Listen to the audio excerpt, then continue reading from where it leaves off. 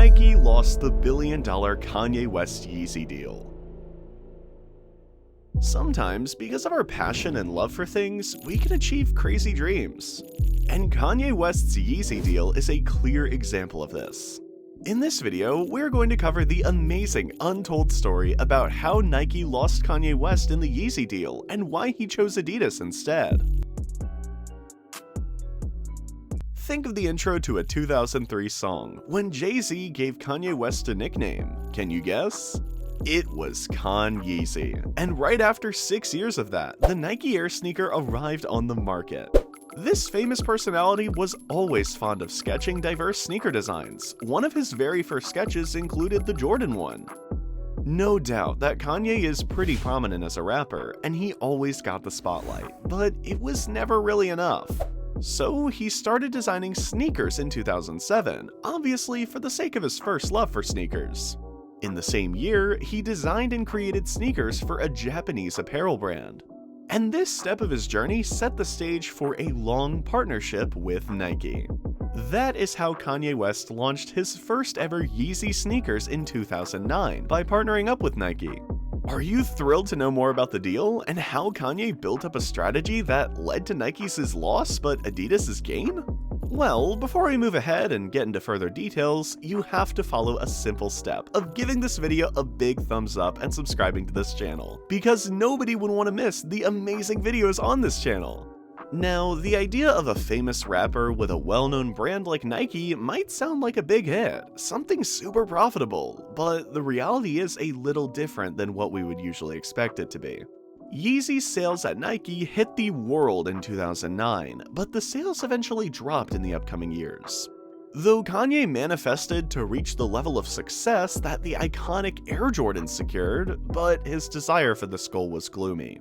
The success of Nike Air Yeezy didn't really translate the way Kanye West had envisioned, and that was one of the major drawbacks. Kanye eventually felt very frustrated with this partnership because he truly felt like being treated as just another celebrity hobbyist. Additionally, he wasn't even able to get the royalties that Nike reserved. Kanye West enunciated about this, stating that, quote, "I told them I go to the garden and play one on no one. I am a performance athlete and a thinker." As soon as Kanye talked openly about these issues, the partnership with Nike just cooled. There was an exchange of statements. To defend Nike, the product line manager Issei Witherspoon mentioned that, quote, "When the rant started, I was like, it's a wrap." One can certainly sense the not-so-valuable relationship between this partnership of two high-end partners. Though the growing sales of the Air Yeezy 2 were quite considerable, but Nike's stern production demands eventually conflicted with Kanye's approach to the business. It ultimately forged a gulf and a rift that Nike was incapable to close. Sometimes you can have a tremendous poppin' idea with all the passion and everything that is needed for a successful business. But if your partnerships are not established on healthy relationships, then it's undoubtedly going to be one heck of a ride. The situation was pretty clear. Things were messy, the coalition wasn't really profitable, and in the following year, Kanye proclaimed his motives, stating, "To create more than you think that any musician in the history ever could be." Well, it makes a lot of sense. Kanye expected to stand out, but with the Nike deal, it was certainly problematic. It was a conflict between a strong brand and a prominent celebrity who wanted to make his idea a success, both going in different tendencies, which messed things up. But Kanye was keen to whirl things around so soon after he called out Nike. The rapper disclosed his defection to Adidas, and that in a very low-key way. He stated, quote, "I am going to be the Tupac of the product." Interesting. It was nothing less than a surprise and a piece of shocking news for everyone. Well, at that time, Adidas was presumed to gain value from the partnership with Kanye West. Adidas was efficient enough to trial against its rival, Nike, by selling less than the rival Under Armour. The deal with Adidas was founded on an equal shift of priorities. Meanwhile, in 2013, Kanye became a father. So he was looking for something that could reap the anticipated rewards without much of his involvement in the business, because he had to look after his family. Next up, we know by now that the deal with Adidas was signed in 2013, but a change of management in 2016 shifted a lot of things.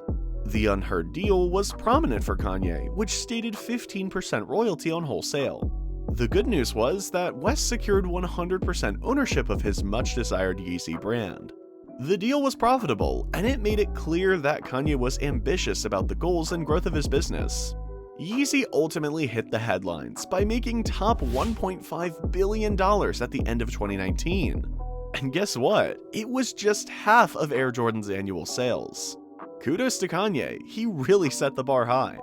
One more thing to remember is that Jordan's existed since the 90s, and Yeezy was new to the business, but it still reached its competitor, or at least the same level, in 6 years. That's a huge success on its own.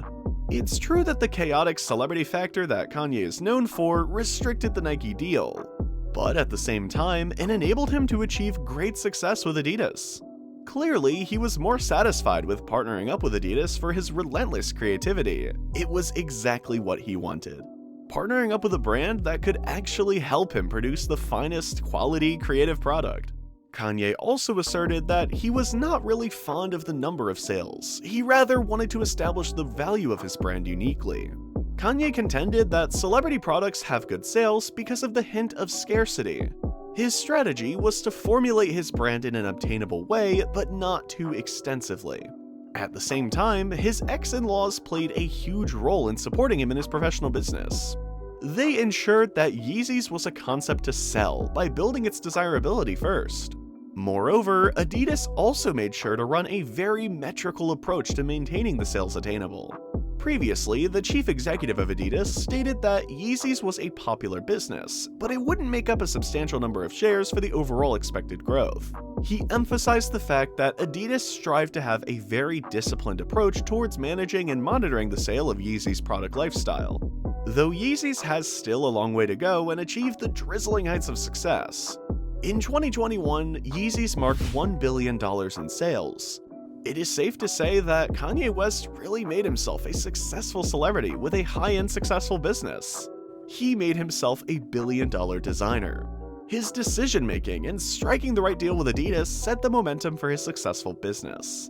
In 2013, Kanye stated, quote, "I will be bigger than Walmart." Has the rapper truly achieved this? What do you think? Kanye West has the talent of capitalizing on scarcity to drive sales, and that is what gave his business a boom. He knew the fact that people want more of those things that are less available. So he created a cult out of it, and the partnership with Adidas spiced up the growth levels of Yeezys. Moreover, having the right partnerships can indeed change the entire game of your business. And that is how Nike's loss ended up in Adidas' success. What do you think about the rivalry of the two well-known brands with a popular celebrity? The deal has set some real lessons for learning, right? Well, give us your feedback about this video by dropping in your comments. Make sure that you share this video with everyone out there, because this striking deal is worth knowing. So let this spread widely. Continue watching the videos, because everything here is super interesting. Stay tuned for more surprising and striking videos.